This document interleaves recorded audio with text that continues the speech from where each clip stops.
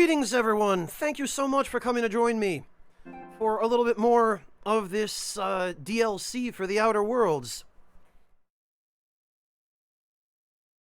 How is everybody holding up? I hope everyone is safe and well, or at least as much so as can be said, under these present bizarre circumstances of ours.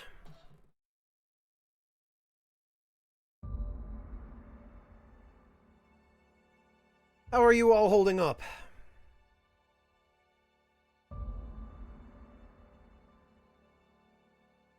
Why did somebody tag me in the library on our Discord?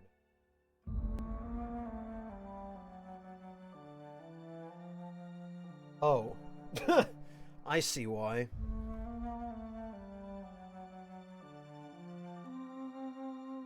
This is why.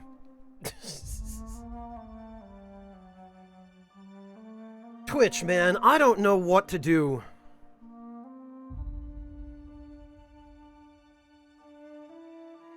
Well, that's rather the point, Denim. I'm pretty sure the surveys that Twitch sends out, when we finish filling them out and send them back, they must just go straight to a junk mail box that auto-deletes every 24 hours or something, for all the feedback Twitch seems to take into account from its community.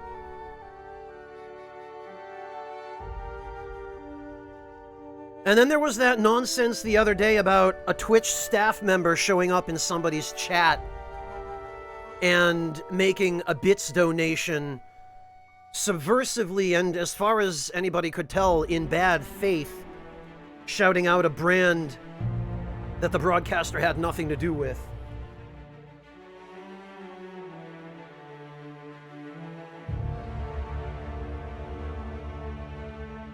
Boy, I know people are desperate these days, but come on.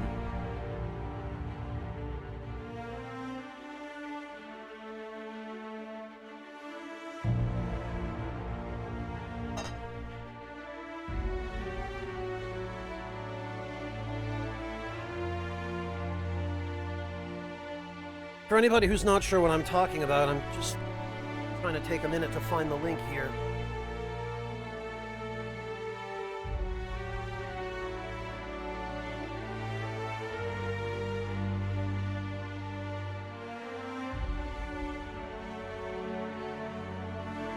Here it is.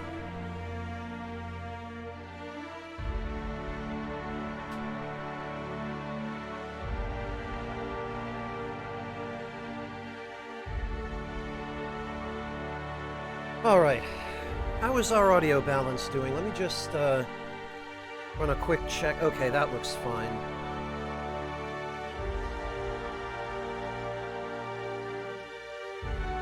Very good, Mel. That's good for a quick meal in a pinch. There we are. I think we had just left off at one of the facilities that we got the access code for.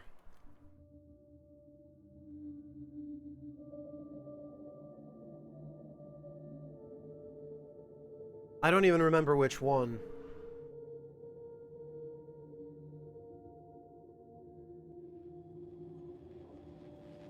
Oh, okay. Compound Harvesting, Enrichment, and Molecularization Lab. Got it. Okay. Almost hard to believe something so awful as Adrena time came from a place that looks so... normal. Normal aside from the bodies, I mean. And the blood. Oh, so much blood. Hello there, Doctor. Welcome.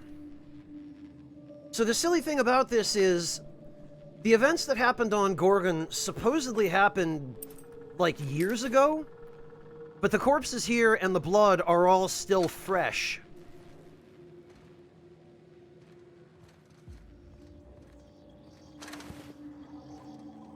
Just one of those silly details that game developers seem to overlook fairly frequently.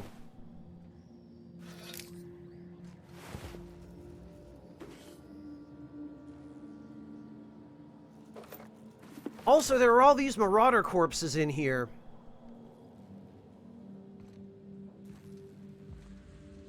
And the Marauders were supposed to have been created here, but they're wearing and using equipment they could only have gotten from outside. So they can't have been the original Marauders that were created here when the project first went to hell. But they also can't be Marauders that just wandered in here yesterday, because if I can't get in here because I don't have the access code, then these drugged-out idiots don't have a prayer in hell of getting in here. Unless they're somehow crawling in through the vents or something. Bitstorm, I have no idea what's going on with that. I have no clue what the backstory there is. Although I sure would like to know. But as far as I know, Twitch hasn't commented on it yet. I don't expect that they probably will. Hey Magnus, welcome! No problem, thank you so much for joining us. Good to see you, man. I hope you're doing okay.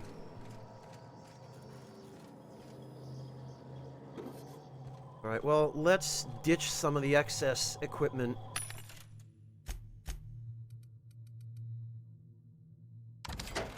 That I've been picking up before we do anything else.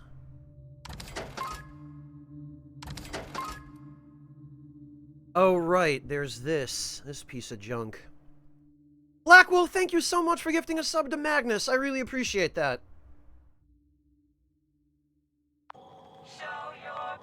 And no worries, Magnus, no pressure.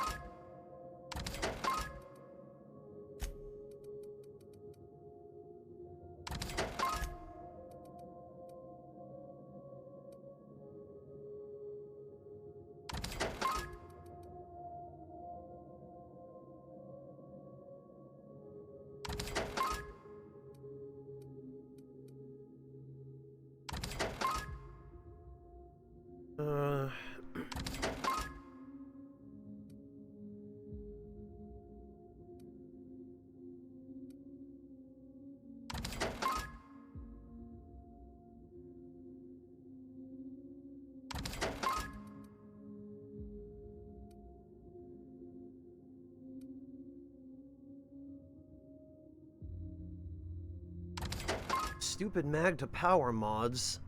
All I really need is mag to... Thank you. Yes. Melt, or whatever it's called. Sincerely. Yummy! Thank you so much for the resub. Welcome back. Product at brand are truly supreme. Check out the dining room.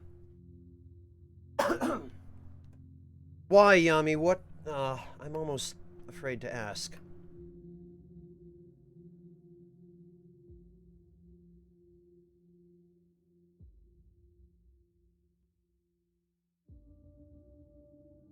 What did you even post, Yami? You do realize, Yami,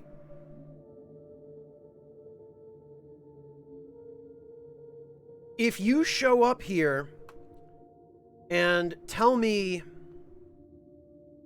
to look at something in the dining room on stream, I am going to have to post it in chat so that everyone can see it and won't miss the context.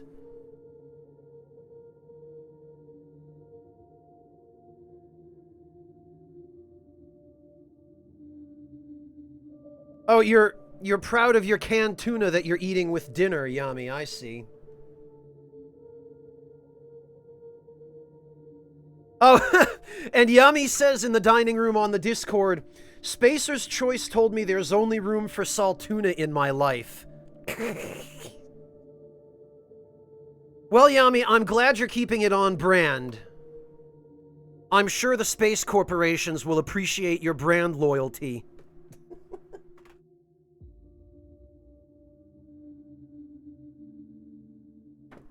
Did you, Sugar Crow? See, it's been a long time since I had canned tuna. But you can get some very nice tuna steaks in glass jars that come packed in olive oil. There's a brand called Tonino that sells those. You can get them a few different ways. You can get them with some seasonings and...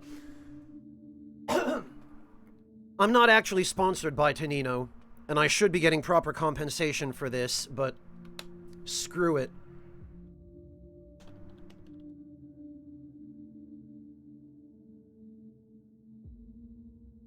Here we go. Just as an example,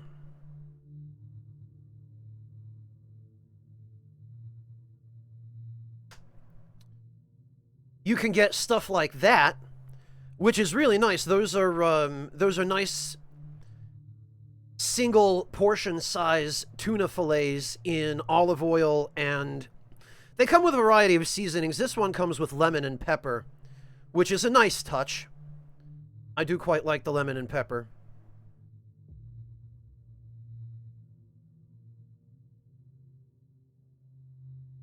My favorites, though, are the ones with Mediterranean herbs, but, Sugar Crow, actually, one of my favorite canned fish snacks is smoked oysters. And I ordered a couple of different kinds a week or so ago. Well, a little more than a week ago now. The time just all kind of blends together and I lose track of it, but I ordered these, which are smoked oysters out of Korea, and for some reason they're packed in Turkish olive oil. I guess because it must be cheaper, the Turkish stuff, than whatever comes out of California or Italy or Greece or wherever. And I also ordered some of these, which are oddly an identical product, also from South Korea, also packed in Turkish olive oil.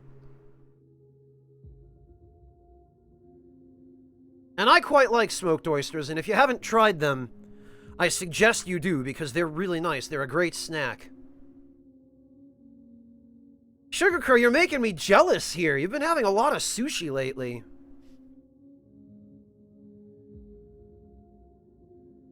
Mel, you want a recommendation for a stock pot? You're thinking of making your own stock. You should, Sugar Crow. They're really good. Yeah, Mel, so there are a couple of different brands, and since you're in the United States,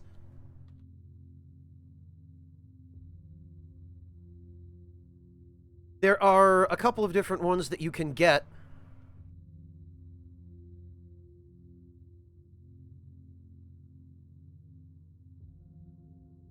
Mel, what sort of price range are you looking for? Because there are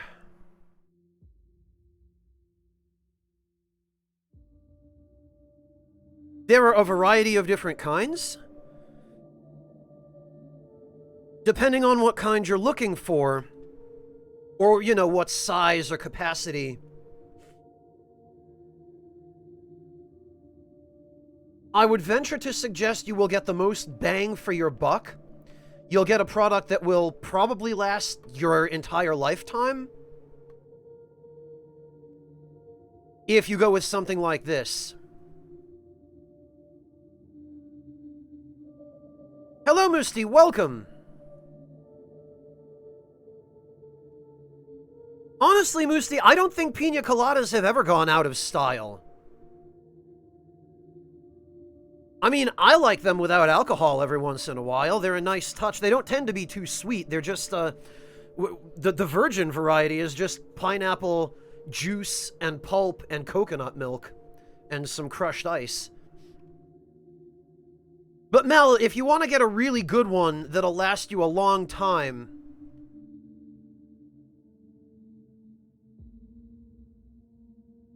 shredded dried squid. Yeah, Yami, you're only saying that because you've heard my story about eating that stuff on a train in Japan with everybody staring at me.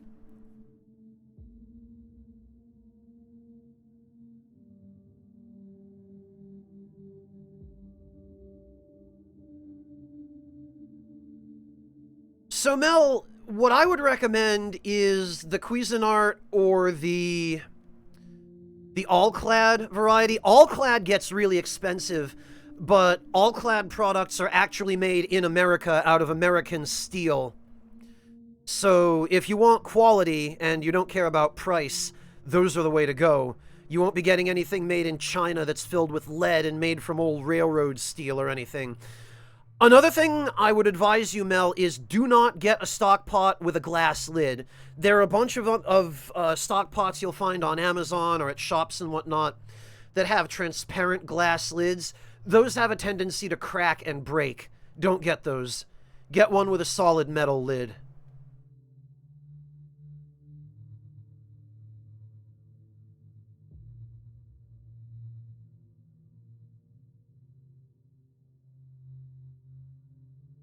Or if you're on a bit more of a budget, Mel,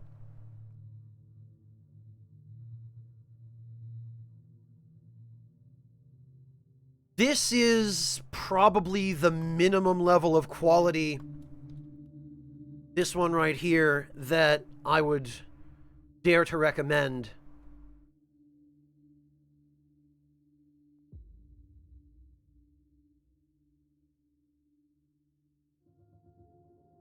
Yami, that may be true.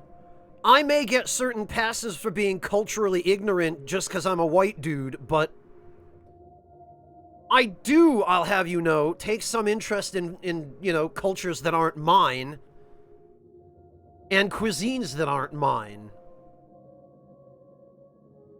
And yes, I might not have the tolerance for spicy food of somebody who's used to eating Sichuan cuisine every day, but I definitely have a higher tolerance for it than the average white guy. Yami, I know I've told you this story before, but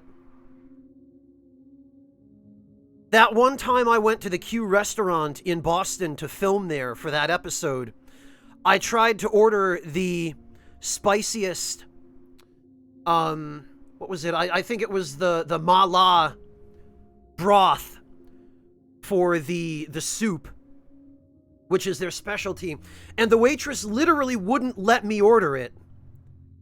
She took one look at me, and she was like, "Oh yeah, a white guy, you're gonna die if you eat that. You're not allowed, no."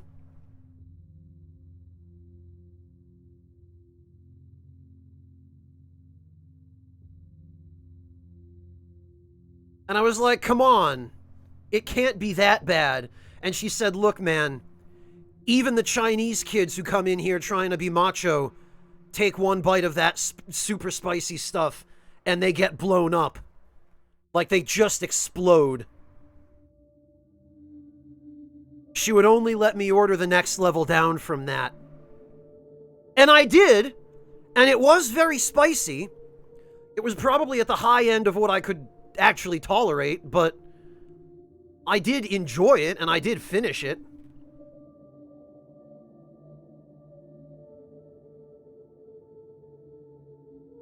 Oh, really, Yummy? I didn't realize that till now.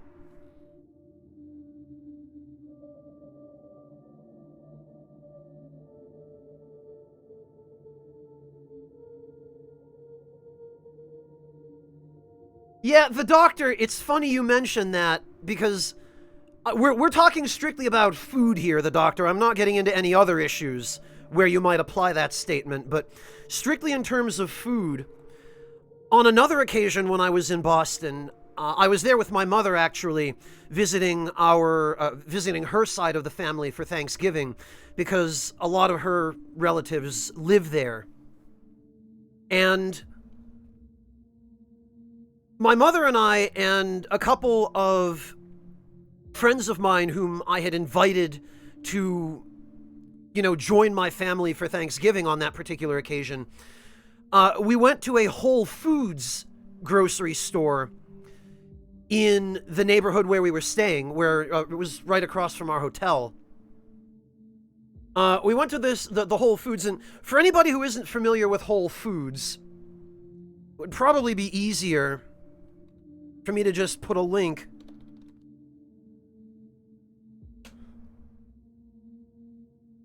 to the Wikipedia article on Whole Foods, but they're basically, for those of you who don't live in America or have never visited America, Whole Foods Market is kind of an upscale, more affluent grocery store where most, if not all, of the products that they sell are overpriced, and they're touted as being sort of all natural, and I mean, they don't even carry all that much stuff that's actually organic. It's just priced much higher and packaged in fancy packaging, generally. Yeah, Denim, that's one way to describe it. But it's a supermarket where everything is dressed up to look fancier than it actually is. The quality of a lot of the stuff they sell isn't actually any better than what you would get at Stop and Shop or other standard grocery stores. There are exceptions. There are things you can get there that they do make in-house, and they do sell certain store brand stuff that's marginally better quality, but a lot of the third-party stuff they sell is really no better than what you'd get at Aldi or Stop and Shop or anything like that. But the selection of goods they carry is really intended to appeal to suburban, kind of upper middle class Americans, really, because it's an American chain. And so my mother and I and my couple of friends that I invited to Thanksgiving are wandering around this Whole Foods market because we got in a day early and we wanted to go get something to eat, and it was still cheaper to get something there than to eat at a restaurant. So we walked over to Whole Foods from our hotel, and one of my friends in this particular case came from a very poor family, and he'd never actually been inside a Whole Foods market. And undead warrior. Yeah, basically, Denim. Bane, thank you so much for the resub. Welcome back. I really appreciate that.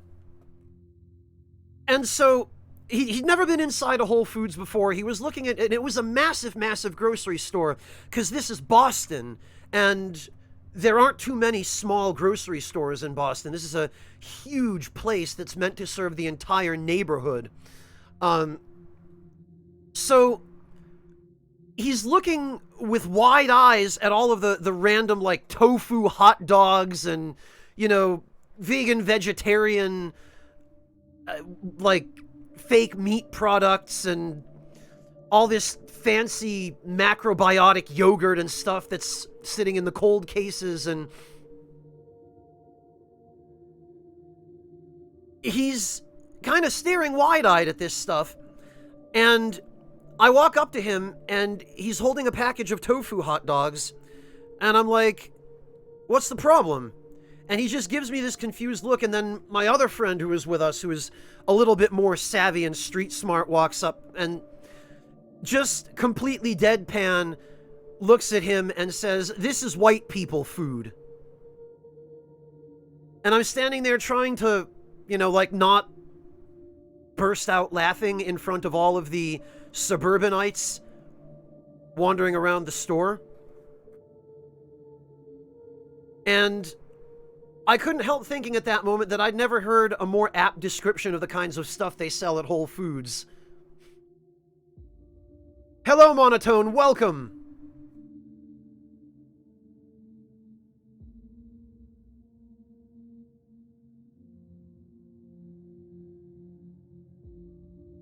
Where, Yami? At Whole Foods?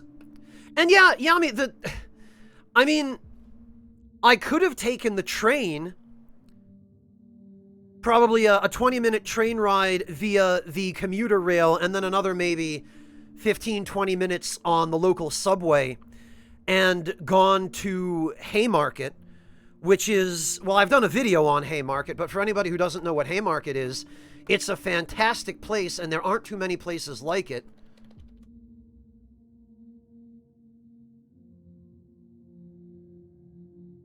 I guess I might as well link that video in chat, in case anybody is curious.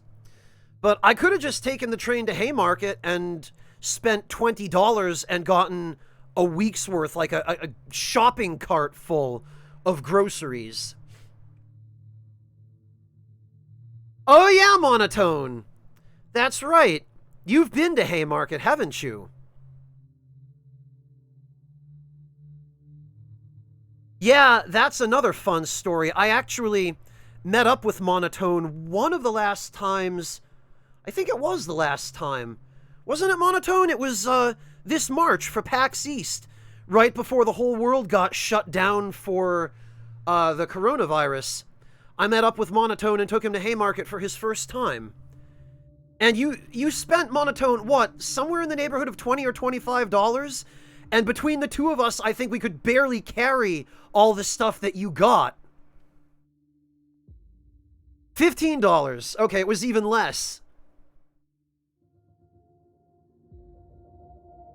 Yes, Cure, oddly enough, the one product that Whole Foods actually seems to carry an interesting variety of is alcohol. Like, they had, the one in Dedham, which is where I was staying on that particular occasion, had this massive, like, it was probably a quarter of the store that was dedicated to just alcohol. Yeah, Yami, that was, you and I were also supposed to meet up as well, I think, that time. And then you were like, no, I don't want to get the coronavirus, and I totally couldn't blame you. I mean, that was just before the coronavirus really started to spread in America, fortunately, which is the only reason I felt safe making that trip, but it's not a trip I would make now. As long as you know what vegetables are supposed to look like. Yeah, Monotone, exactly. Hello, Skewer, welcome. Yeah, Mel, it is. Although I filmed the video on Haymarket a couple of years before this. I think I filmed it in 2017. Yeah, cruelty-free water, Denim. We wouldn't want to be cruel to those waterborne bacteria, would we?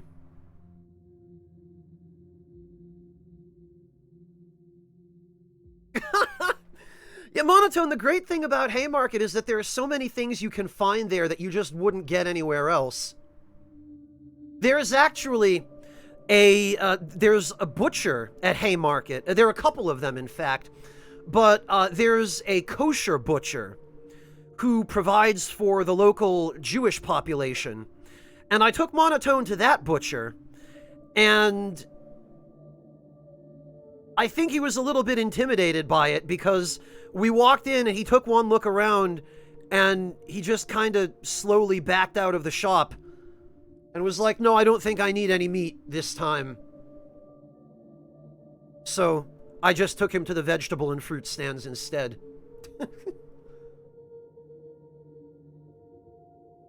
Well, Skewer, you're lucky you visited at the beginning when not too many people had it. Yeah, Yami, the open-air markets where every merchant has their own stand and they only sell specific stuff. You know, they sell a very particular variety of produce that they know about. And usually each merchant provides for a particular culture or ethnicity, because most of the merchants at Haymarket are immigrants. And whatever country they come from, they tend to provide for their own population of people from that country. So you'll find people from South America who are selling stuff like chayote or quince or pepino or, you know, other sorts of stuff that are popular in Latin America. You'll find people from Cambodia who are selling all of the produce that's popular in Cambodia.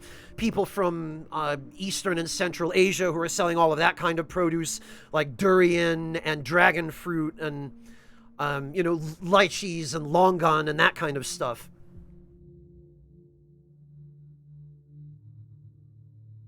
Yeah, cow tongue-in-cheek, Monotone. Great.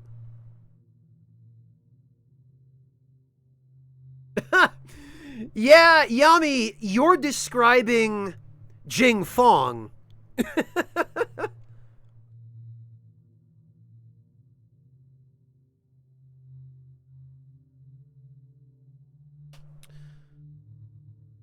It might be related to Cucumber Vinicius, but I don't think... Oh, Vinicius, I see why. I just looked it up, and it's called Pepino Dulce in Spanish, but it's not actually related to what we call cucumber in English. Vinicius, this is what I'm talking about when I say pepino. Oh, wow, Mel.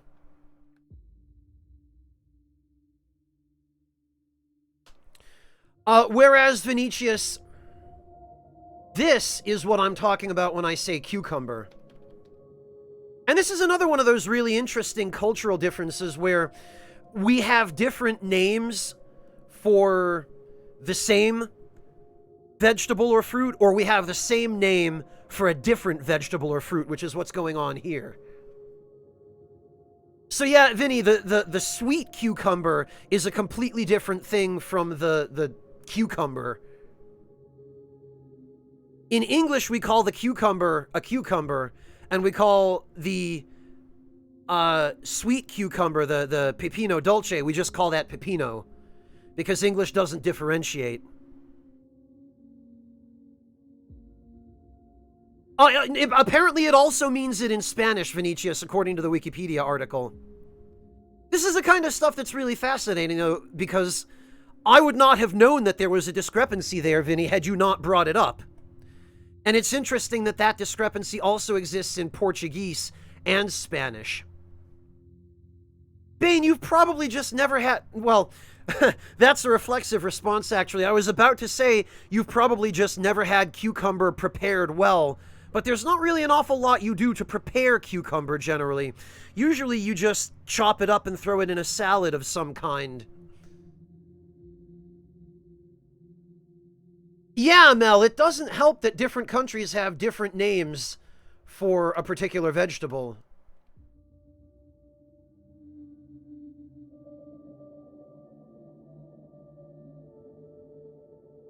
Bane, if you want a really excellent means of preparing cucumber,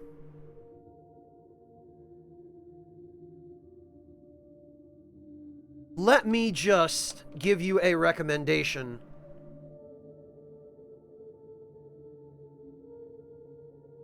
Amazing monotone, amazing.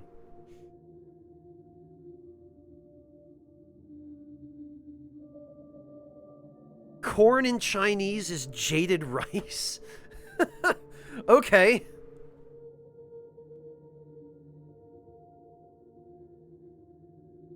That's a new one on me. Sugar Crow, German internet hates all of us. It's not just you.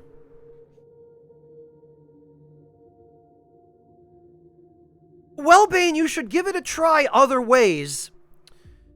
And as a matter of fact, let me give you another recipe, Bane, for Indian-style cucumber.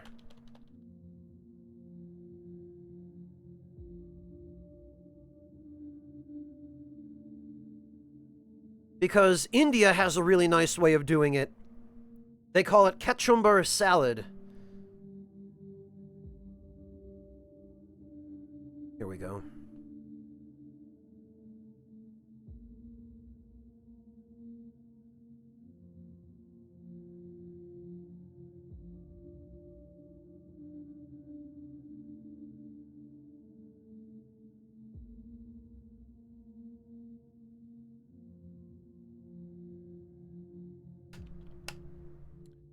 Dang memes, oddly enough, cucumber in sandwiches is a fairly popular thing in other parts of the world as well. The Brits like it. In fact, the Brits are particularly fond of cucumber sandwiches. I don't know if they invented them, but... It can be, Bane, yes. But if you don't like it spicy, you can make it mild as well. You just leave out the chili.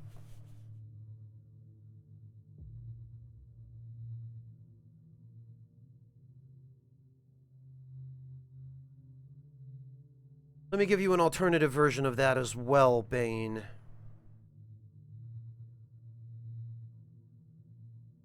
Here we go.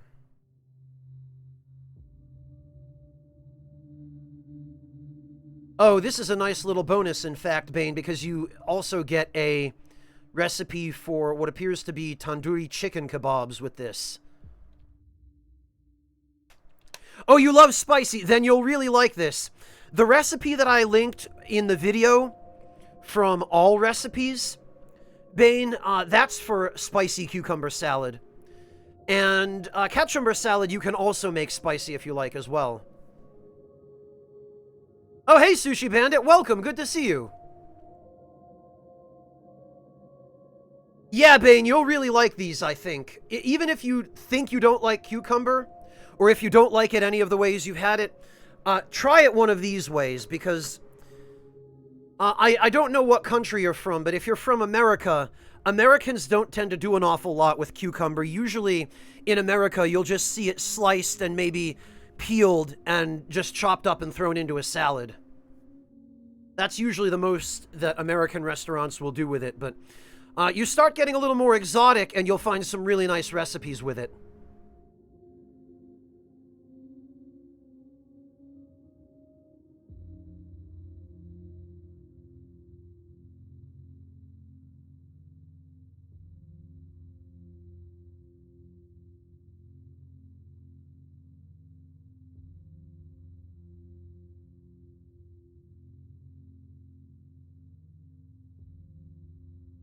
Yeah, Bane, I figured that was probably the case.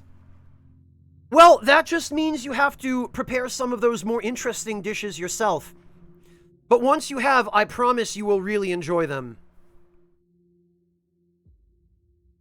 What, cucumbers monotone?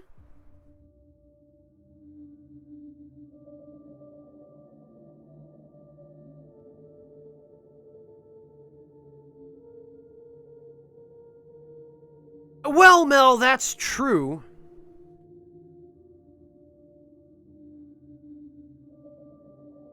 Or at least they haven't been accustomed to it. Certainly my parents' generation, Mel, grew up reading cookbooks with all kinds of horrific stuff in them, like gelatin salads and just unseasoned steamed vegetables. Like, when you consider that that's how Americans have been taught to cook for probably ever since really the 1940s or 50s, all the way up to about the early aughts even, up until places started getting a little bit more creative and wider varieties of produce started becoming more common. Yeah, Denim, so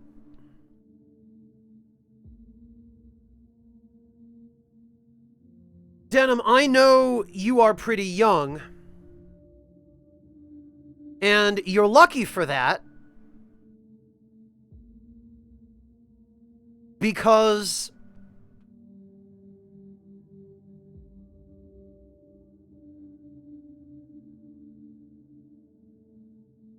it means you missed some of the most horrifying stuff that came out of the 1950s and 60s. There you go. Kosher Yami. Yami, you want to know a funny story? This is another Boston story from when I was visiting my mother's side of the family. Yami, there's a Chinese restaurant in Coolidge Corner called Chef Chow's House.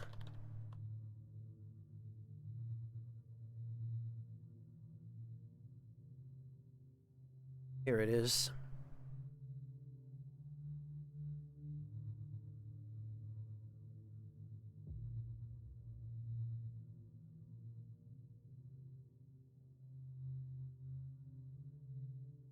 There we go.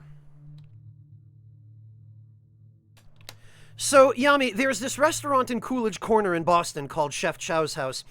It's been there for at least as long as I've been alive. And ever since the age of 4, when my parents and I first moved to America, my mother and or my grandmother had been taking me to that restaurant because it was one of my favorite places ever in Brookline as a kid. My grandmother lived in Brookline all the way up until I was about 7 or 8, and then she unfortunately had Alzheimer's disease, and she had to move into a nursing home after that. But up until I was about 8, she had an apartment in Brookline, and whenever my mother and I went into Boston to visit her, we would go to this restaurant, to Chef Chow's House, and the place was still there a few years ago when I went back to check for it. So it's been there for somewhere in the neighborhood of at least 30, 35 years. It's been there forever.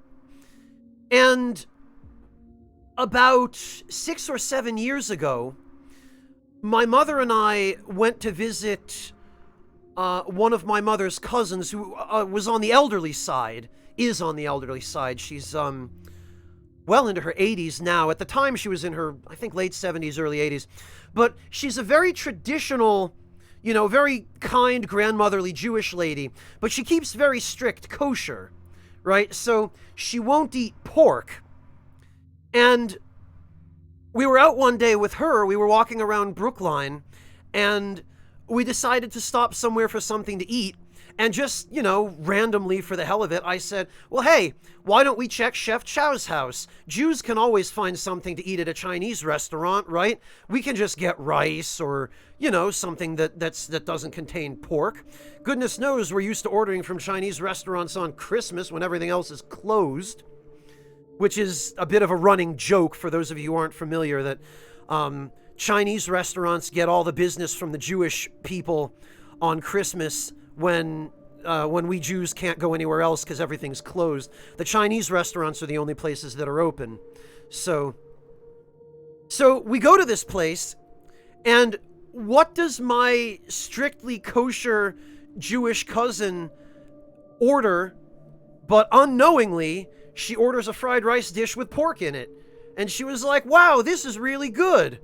And my mother and I are sitting there just kind of looking at each other, wondering if we should say anything, and we decided not to. Hello, Haretsu, welcome. Yeah, Skjor, it does look a lot like various forms of head cheese or terrine or, different kinds of food from the old country. But yeah, Denim, that's the kind of crap that was popular in the 1950s. That's what all the cookbooks told you should make for parties.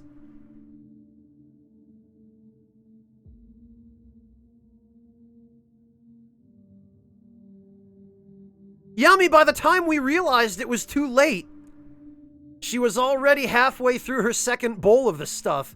We were like, well, yeah, Denim, housewives used to be encouraged to make those things when they had their friends over for sewing circle. Hello, Nate. Welcome.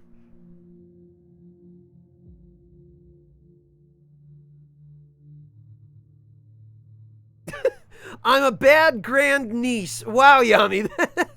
Thanks. Oh, man.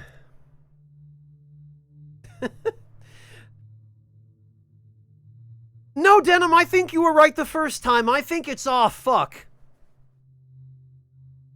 I think that's terrible.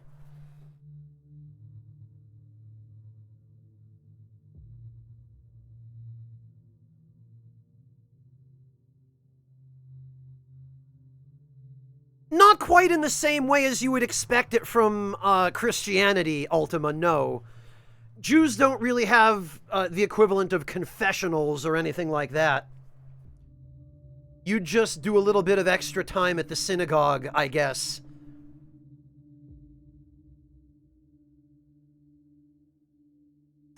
Sushi Bandit, I've not played Genshin Impact, but I have no interest in playing it. From what I've heard about it, from what people have told me, it's just another cash grab gotcha game, and I have no interest in those.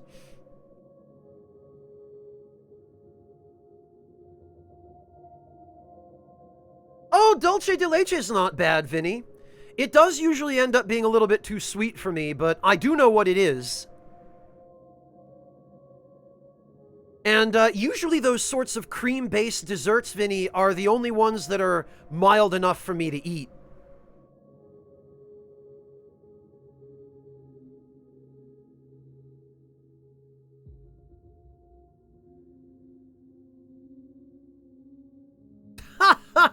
That's fantastic, Yami. If you find that, I'd love to see it. Post it on the Discord.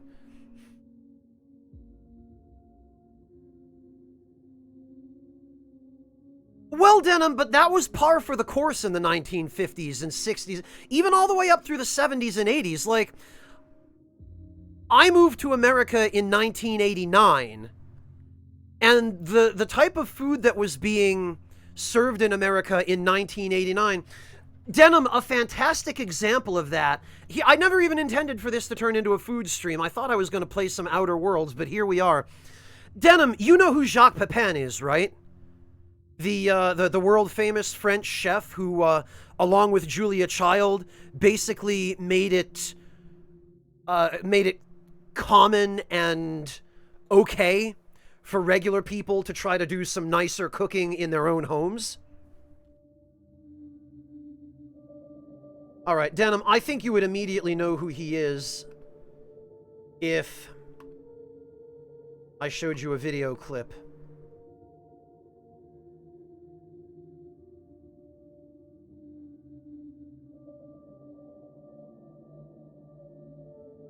Okay, here we go.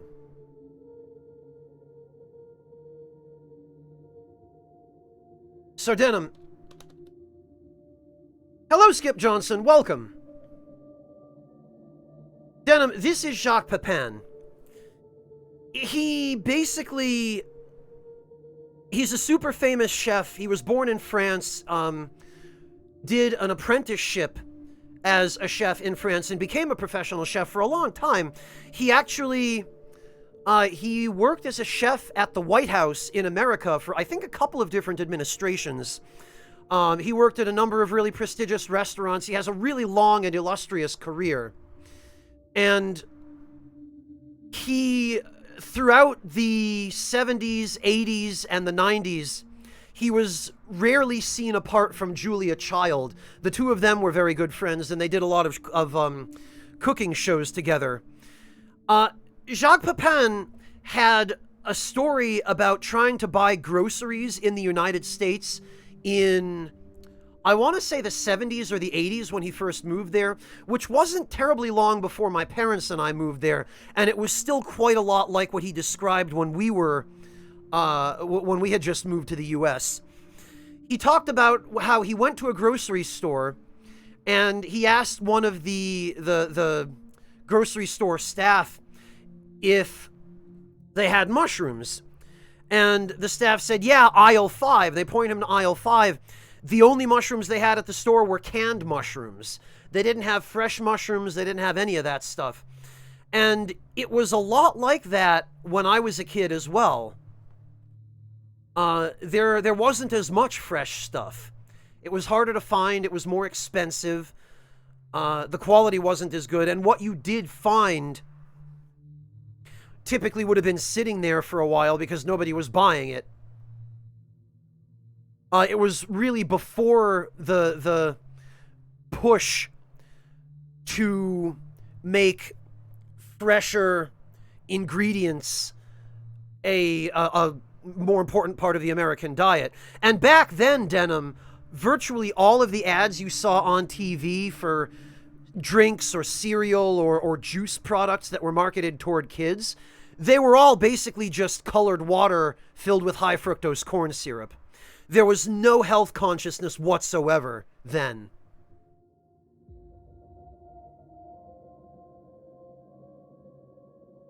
And that essentially is what it was like growing up in the 80s and the 90s, was that, yeah, you've probably heard about all of that through osmosis, Denim. But that's why people in America who either are from my parents' generation and grew up being taught to cook that way with that limited selection of ingredients, or people in my generation who had those parents cooking for us that way, we had, I mean, that was the exposure to food that we got. My dinner every night consisted either of plain pasta with sauce out of a jar, or some unidentifiable substance that my father made because he didn't know when to stop adding shit to the pot. Not as much anymore, Denim. Those drinks still exist. You can still get Capri Sun or Hawaiian Punch or Kool-Aid or any of those, artificial. But there's much more of a push now, and there are actually options available where if you want to send your kid to school with, like, a juice box that contains 100% juice, you can. You know, you can send your kid to school with something that doesn't have added sugar, which you weren't able to do in the 80s and the 90s. I never did denim, but I've heard some horror stories. Yeah, monotone, I think that's common among older generations as well. My aunt, who was born in Ukraine, she was the same age or a similar age to my grandmother. My aunt, I remember one time we went to visit her. She also lived in Boston. And, oh, this one, Yami. I think you've shown me this, because this looks familiar. This is fantastic, Yami. We do not completely understand your dietary customs. We're proud and grateful that your God insists you eat our food on Christmas. I love this, Yami. This is the best. Thank you. So yeah, monotone.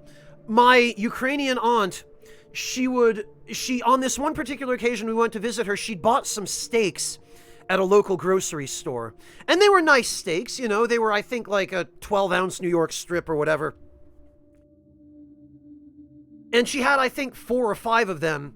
She was like, how about I make some steak? And my father, at the time, was with us in Boston. He decided to stop coming with us because he hates leaving the house. But he came with us that particular time, and he said, sure, yeah, cook the steaks.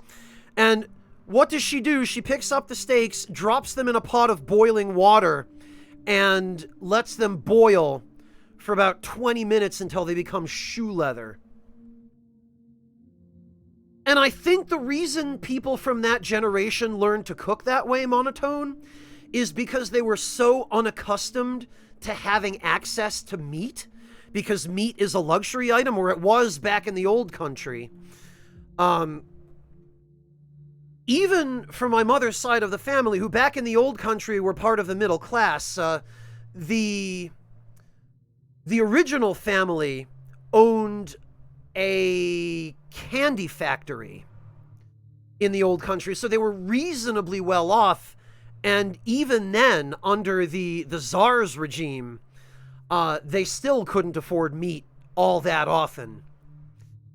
So meat was a fairly rare thing, and because of that, they never really learned how to cook it properly. And as a kid, even, my parents would rarely buy steak because it was pretty expensive. Well, to an immigrant family like us anyway, it was pretty expensive growing up in the US. So I rarely ate it. And as a kid, I didn't even really like it because my father would just... he would add all kinds of crap to it that would just ruin the flavor. He'd mix up whatever leftovers he had, everything but the kitchen sink, and he'd you know, fry the steaks and he'd make them medium rare, but then he'd dump some unidentifiable concoction on top of them that I guess was supposed to be a sauce or something, and render them unpalatable to a 4 or 5-year-old.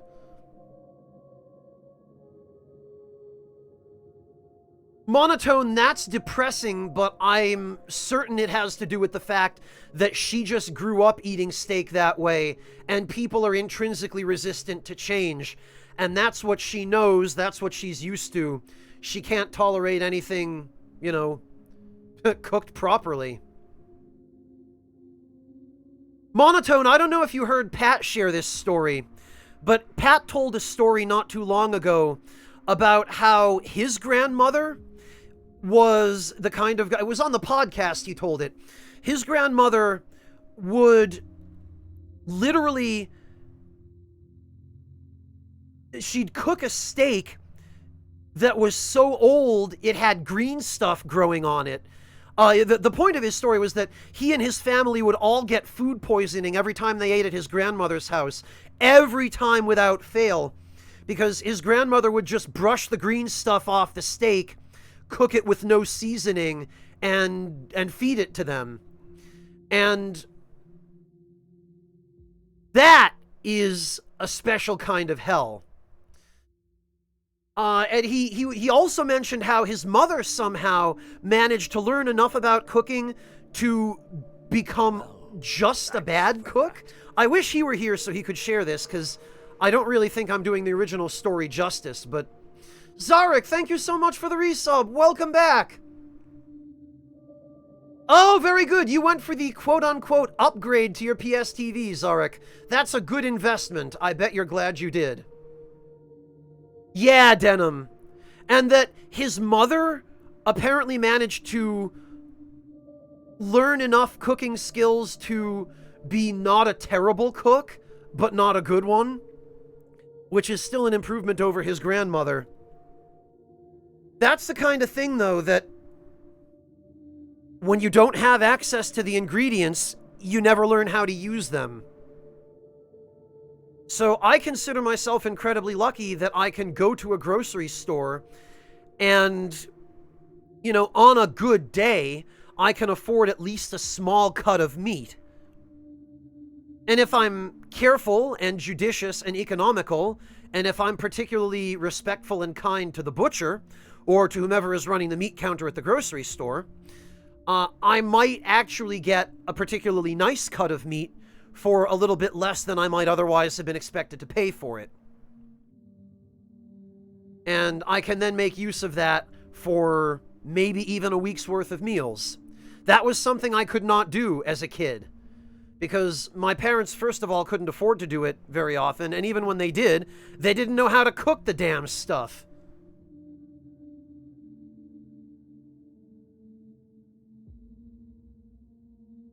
So, yeah, monotone, that's very common among the older generations, and the further back you go, the more common it is for those people to just be bad cooks. Because either they were raised only using minimal ingredients, or they were just taught to cook badly. Anyway. How about that game we're supposed to be playing?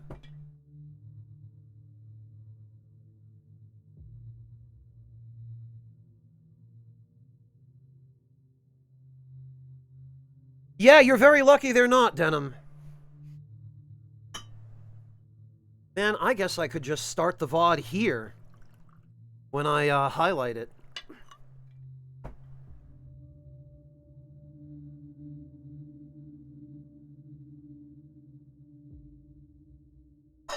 Well, at least my tea's not cold yet.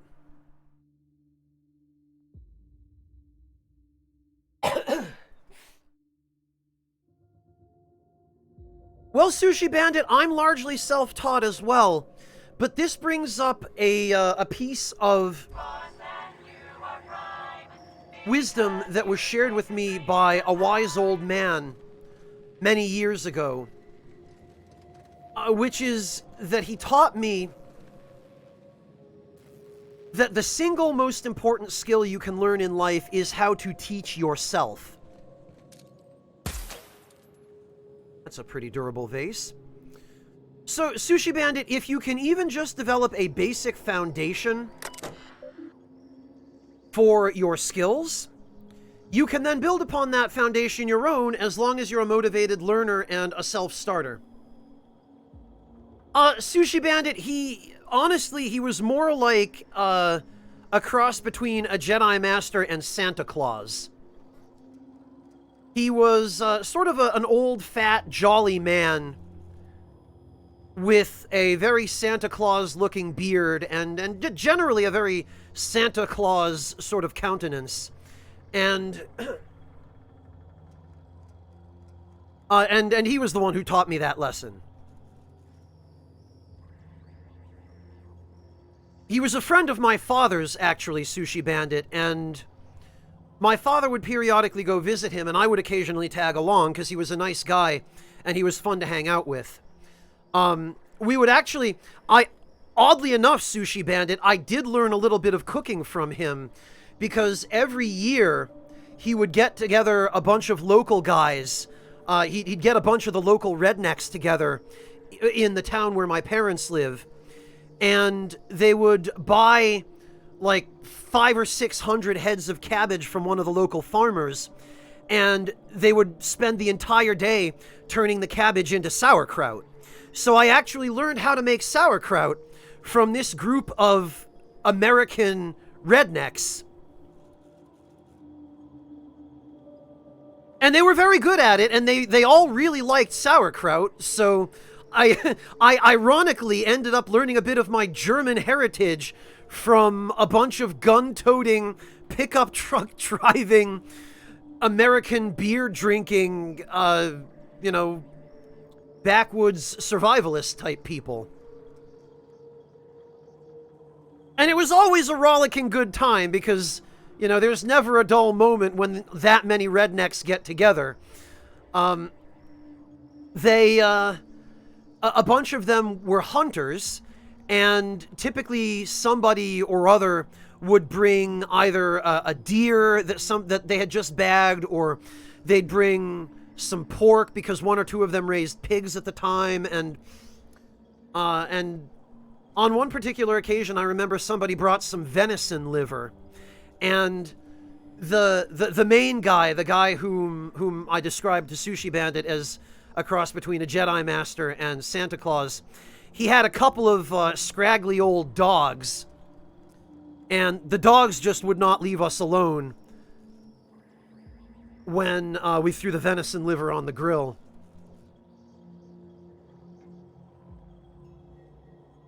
Sushi Bandit, it was less the Daniel Boone look and more hairy chests and wife-beater shirts. It was more that sort of thing. Torn t-shirts with automotive grease stains and American flags, that kind of thing. Blue jeans with ripped knees. It was that crowd. Monotone knows. Yeah, Denim, exactly. So I learned how to make sauerkraut from these guys. I learned how to use a mandolin to shred the cabbage, and learned how to layer the cabbage with layers of salt, and how to tamp it down with a big wooden mallet. And by the time all was said and done, we ended up distributing like 400 or 500 pounds of sauerkraut in 5-gallon buckets to the entire redneck population of this backwoods Connecticut town. Yeah, Sushi Bandit, in case anybody's wondering what my upbringing was like, I had a lot of different, a very wide variety of influences. Hello, Sylphie, welcome. Thank you so much for coming to hang out. It's great to see you, Sylphie. And then on the other hand, Sushi Bandit, here I am being introduced to all these rednecks by my father and learning how to make German national dishes from them. And then one of my mentors at a place I worked at many years ago came from a more affluent suburban family who was friends with a few of the local millionaires and would routinely hang out with guys that owned private jet companies. So anytime I would hang out with him, it was always the exact opposite. We would be eating at super nice restaurants, and we'd be hanging out at like gigantic mansions, and that was a little bit uncomfortable at times because it was like, wow, I don't belong here.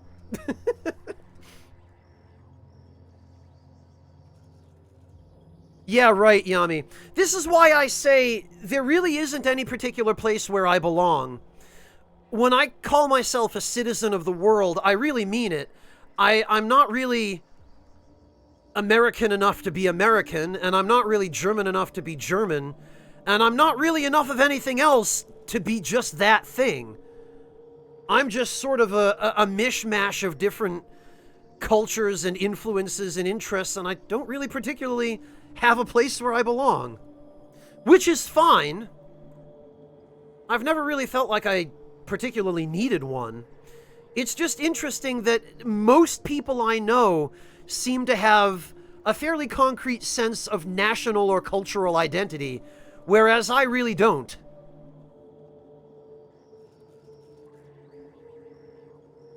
But I guess that's not necessarily a bad thing. I mean, I've done enough travel to have found a few countries I'd be happy to live in, but... yeah, monotone, I suppose so. Oh, thanks, Yami. Great. Bane, it's funny you mentioned Go the Distance, because I was just listening to my friend Kara perform that song during one of her music streams a couple of days ago. That came up on her request list. Can you, Duck Dong? I'm glad somebody can. I'm not sure how I feel about the fact that a Duck Dong is finding me relatable, but I'll take it, I guess. Alright, what do we have here? Welcome Huang Si. Urgent notifications. This urgent notification brought to you by Spacer's Choice Automated Subversive Behavior Notification System. Please be informed that one or more of the following high-priority conditions are likely to be active in your office or workplace.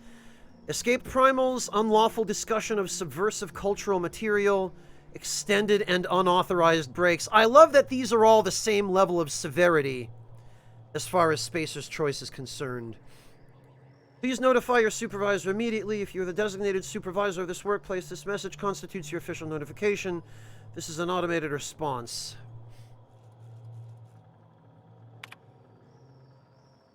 Yeah, Sugar Crow, but your identity at the very least is still, well, your background anyway. I shouldn't say your identity because, you know, that's a different thing, but your background is still fairly, you know, limited to a relatively small part of the world, right?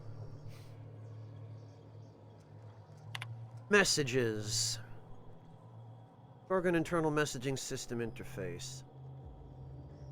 Friendly reminder, your messages are company property. Oh, right. To Tanaka S. Subject lost key.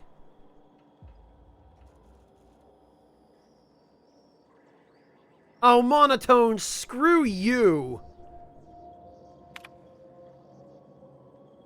Chief, I found a key in a locker in the lab by the lavatories. The key belongs to Dr. Lowe. Please retrieve the key and return it to him. I do it myself, but Dr. Lowe can be pretty paranoid. If I show up at his door with a key in hand, he'll assume I stole it in order to fabricate a reason to check up on him. Yes, Bane, it is. I would recommend it if you like good writing. Alright, to Jasper Lowe. Please respond.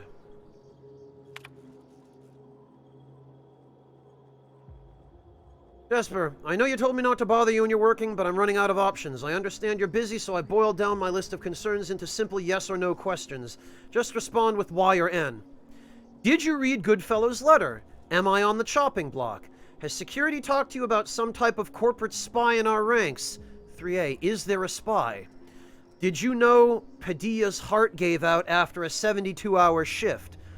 Are you attending the wake? I've got staff coming to the receptionist desk looking for answers. What am I supposed to tell them?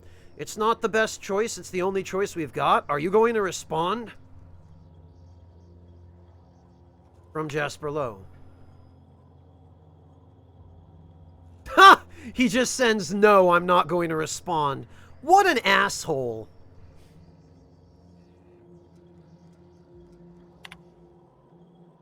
From Huang Si. Jasper, I've been taking your messages at my terminal like you asked. This one's from management, though. Please take a look at this. I could get in trouble for deleting it. From Goodfellow to Jasper. Dr. Lowe, I speak for everyone at the OCI when I express my disappointment in your work ethic. The quality of Compound X harvested and enriched at your laboratory falls well below Spacer's Choice standards. It's my professional opinion that the quality of one's work reflects the quality of one's spirit. Lazy workers deliver lazy work. Round up your researchers, fire 1 and 10. I expect you and your remaining researchers to deliver the next batch of chemicals to HIA under an accelerated timetable. These measures may seem punitive, even harsh. They are. I'm instilling discipline in your team. One day I'd like to imagine you'll thank me. Respectfully, Lawrence Goodfellow, Manager. Boy, everybody on this project was an incompetent moron. Hey, Irv, good to see you. How are you doing? Yeah, Sylphie. Everybody on this project is either a drug-addicted idiot, a non-drug-addicted idiot, a slacker, or a psychopath.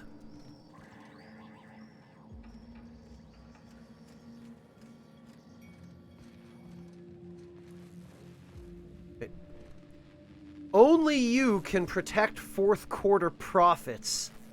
Jesus Christ. People never seem to take the hint. What is it about leave that eludes that tiny little mind force? I've switched on the laboratory security system. I trust the mechanicals will sort you out. Good luck. Now, hold on. I thought this place was supposed to be abandoned. Must be our shadowy nemesis from the OCI. That shadowy nemesis has to be Goodfellow. Quietly now. It has to be. Because he's the only project lead we haven't met yet. And all of the other project leads have left Gorgon. And since we were able to trace the origin of his threatening message to us back to Gorgon, he's the only one who could still be left on this asteroid. It's gotta be him.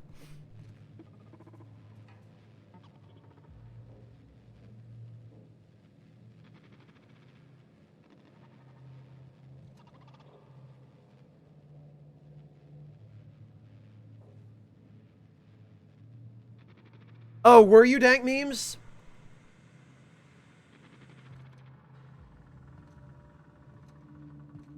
Right, No, Hunter, I did not.